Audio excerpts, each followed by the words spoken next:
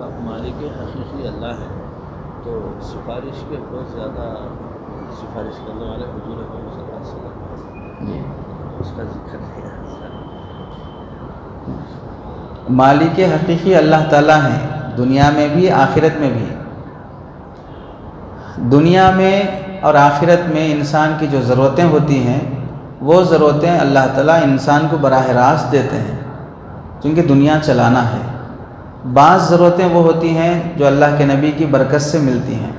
کل قیامت کے دن جو چیز رہے گی وہ تمام ضرورتوں کی ابتدا حساب کتاب سے شروع ہوگی. مرنے کے بعد 60 سال کا حساب دینا ہے. وہ حساب شروع کرانے کے لیے مالک حقیقی کے پاس سفارش کے ذریعے سے جانا پڑے گا. اللہ کے نبی علیہ السلام سفارش کریں گے تو حساب شروع ہوگا. سفارش نہیں کریں گے تو حساب شروع ہی نہیں ہوگا. اور پھر حساب شروع ہونے کے بعد پھر بخشش کے لیے بھی سفارش کریں گے جسے شفاعت کبریٰ بھی بولتے ہیں شفاعت صغریٰ بھی بولتے ہیں. ایک ہے بڑی شفاعت کہ سب کا مسئلہ حل ہو جائے, پھر 2-2 4-4 ایک ایک خاندان ایک ایک قوم کے لوگوں کا بھی مسئلہ حل ہو جائے, اس کے لیے بھی اللہ کے نبی سفارش کریں گے. تو اس مالک کے پاس شفاعت کا حق سب سے زیادہ سب سے پہلے اللہ کے نبی ہی کو ملے گا. یہ مالک سے ہم سمجھائے تھے. کسی کچھ پوچھنا ہے اور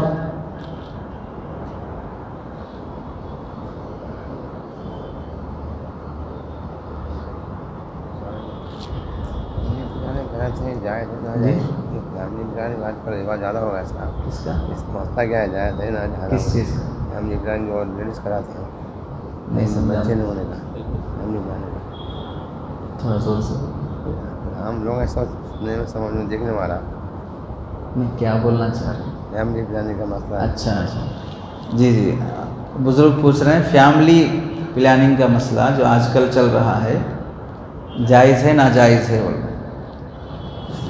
فیملی پلاننگ تو میں سمجھتا ہوں انسان ہی کراتے ہیں, جانور نہیں کراتے ہیں.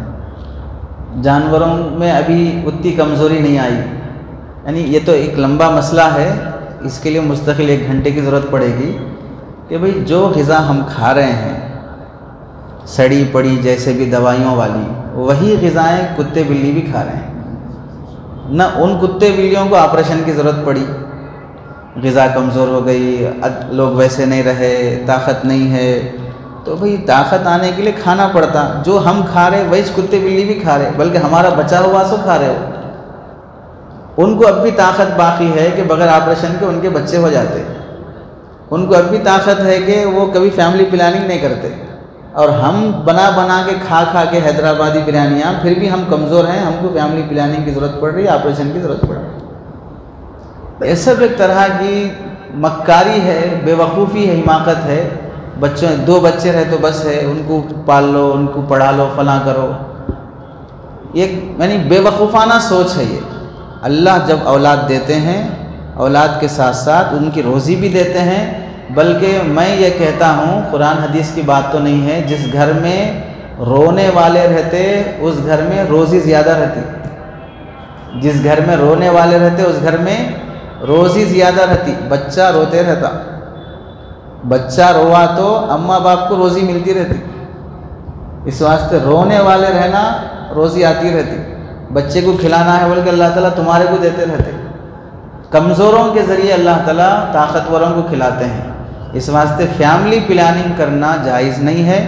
مجبوری کی صورت میں کہ اگر ڈاکٹر یہ بول دیا 3 بار آپریشن ہو گیا, 4تھا آپریشن ہوا تو بڑے جان کو خطرہ ہے, پکی بات ہے, تو اس صورت میں گنجائش ہے. عورت اتنی کمزور ہے کہ ڈیلیوری ہونا ہی مشکل ہے, اور ڈیلیوری ہوگی تو جان کا خطرہ رہے گا, اس صورت میں ہے. صرف اس واسطے کہ بھئی 2 رہے تو اچھا پال لیں گے, اچھا پڑھا لیں گے, فلاں کریں گے, دنیاوی لالچ یا کسی اور سوچ کی وجہ سے فیملی پلاننگ کرنا جائز نہیں ہے.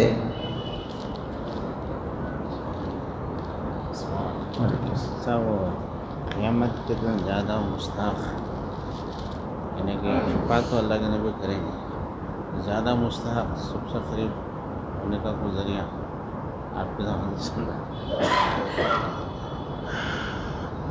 سفارش اللہ کے نبی علیہ السلام سب کی کریں گے. آپ کا سوال یہ ہے کہ کہ ہماری خصوصی سفارش ہو، اس کے لیے کیا کرنا ہے، یعنی خاص طور سے ہماری سفارش ہو، اس کے لیے ہمیں کیا کرنا ہے؟ اچھا سوال ہے۔ اس کے لیے دیکھیے درود پاک کی کثرت سے اہتمام کرنا چاہیے۔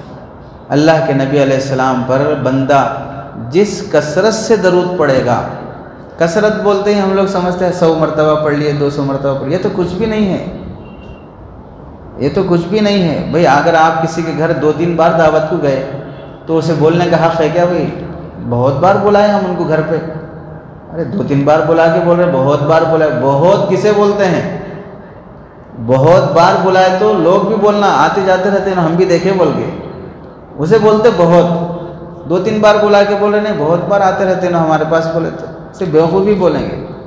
200-300 پڑھ لے کے بول رہے بہت درود پڑھ لیے ہم بول کے، ہزاروں بار پڑھنا، کم سے کم حقیقی عاشق رسول روزانہ 5000 مرتبہ درود کا اہتمام کرے، روزانہ 5000 مرتبہ درود کا اہتمام کرے، تو پھر اس آدمی کو اللہ کے نبی علیہ السلام سے ایسا تعلق ہو جاتا ہے جیسا ایک باپ کو اپنے بیٹے سے تعلق ہوتا ہے، اور باپ پورے مجمع میں اپنے بیٹے کو پہچاننے میں کوئی ڈاؤٹ نہیں کرتا، ایسے ہی کل قیامت کے پورے مجمع میں اللہ کے نبی علیہ السلام اس درود پڑھنے والے کو پہچاننے میں کوئی مشکل نہیں ہوگی۔